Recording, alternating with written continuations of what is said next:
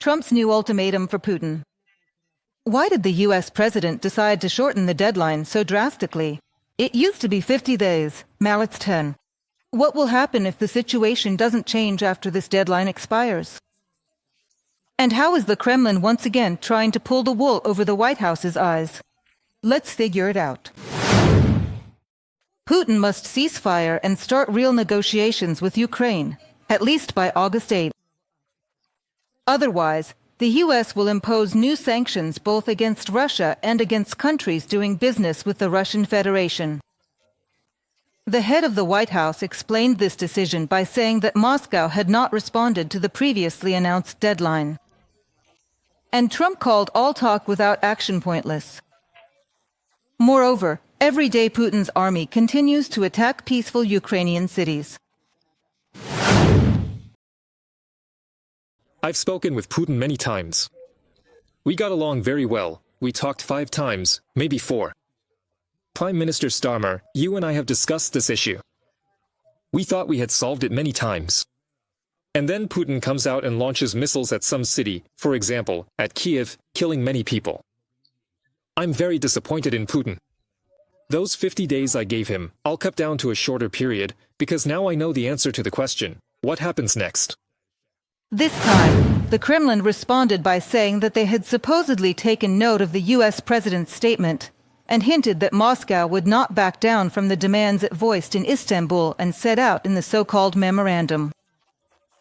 In turn, Deputy Chairman of the Security Council Dmitry Medvedev began threatening the United States with war and stated that Donald Trump, with his ultimatums, is only bringing it closer. The head of the Russian Foreign Ministry, Lavrov, said that the US president is supposedly under indecent pressure. And as for sanctions, Moscow claims they're not afraid of them. Lavrov also started saying that Russia, for the first time in its history, is fighting a war alone, without a single ally. At the same time, even at the official level, Moscow has admitted that soldiers from North Korea are fighting against the armed forces of Ukraine on the side of the Russian Federation. All these attacks and the Kremlin's silence in response to the 50-day ultimatum seriously angered Trump. He called such a reaction a disgrace. And the US State Department stated that the Russian Federation had misinterpreted Trump's patience regarding the negotiations. But the time for misinterpretations is over. President Trump has proven that he should be taken seriously because he is a serious person. The issue of sanctions, and even secondary sanctions, is regularly discussed, since some countries are still benefiting from buying Russian oil. The president can do a lot, as can Secretary of State Rubio. He was patient, and some people might have misinterpreted that. And I think the time for misinterpretation is already over. Analysts at the Institute for the Study of War believe that Putin is unlikely to make any concessions in his military objectives unless he is forced to do so by significant Ukrainian victories on the battlefield. According to them, the Kremlin dictator has gone too far, and another ultimatum from Trump will not stop him. The inflated expectations that the Kremlin itself has created within Russian society could become a trap for Putin. Even if the West and Kiev agree to negotiations, any solution that does not align with Moscow's maximalist goals will be perceived as a defeat. Any negotiated end to the war that does not achieve all of Putin's goals will cast doubt on the success and even the necessity of Russia's entire military campaign against Ukraine. From the report of the Institute for the Study of War. However, many experts believe that if Trump really moves from words to action, new sanctions could deal a devastating blow to the Russian economy, with a real possibility of undermining the fiscal and trade stability of the aggressor country. And then Putin will simply have no choice but to negotiate. Despite the statements of the apologists in Russia, the war is bringing this country to its knees. Signs point to an economic catastrophe in the next 12 to 18 months. Even high-ranking Russian officials are issuing stern warnings.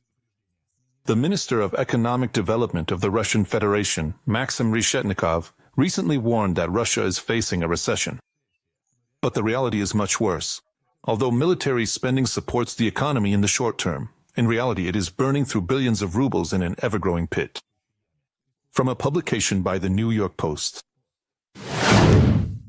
Trump's main tool is secondary sanctions, aimed not only at Russia, but primarily at the countries buying Russian oil and gas.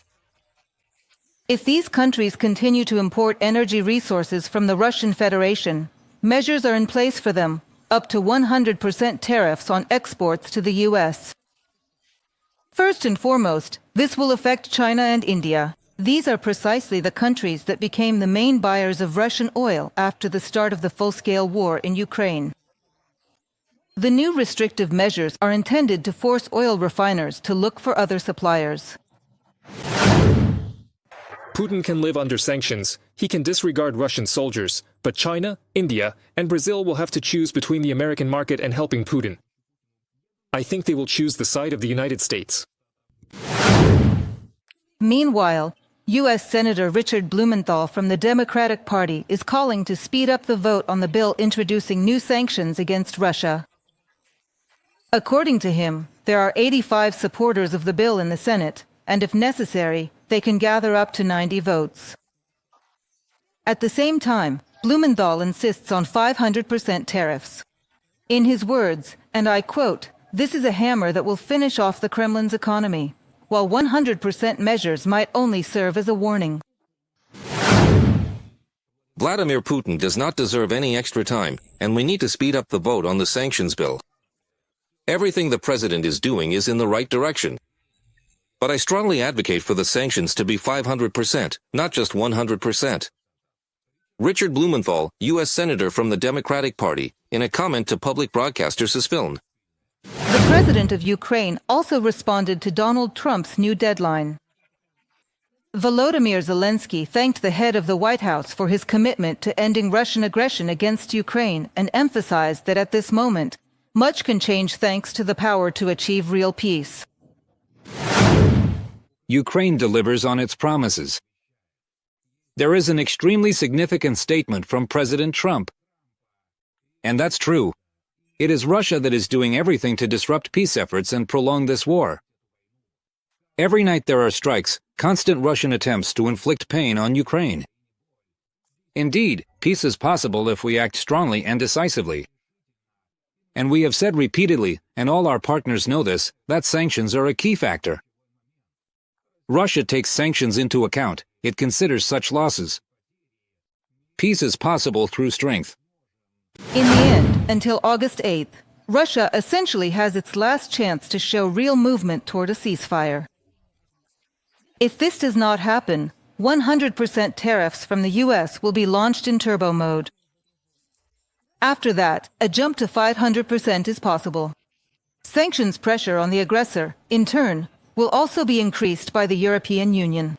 The 19th package will also hit the energy and banking sectors of the aggressor country.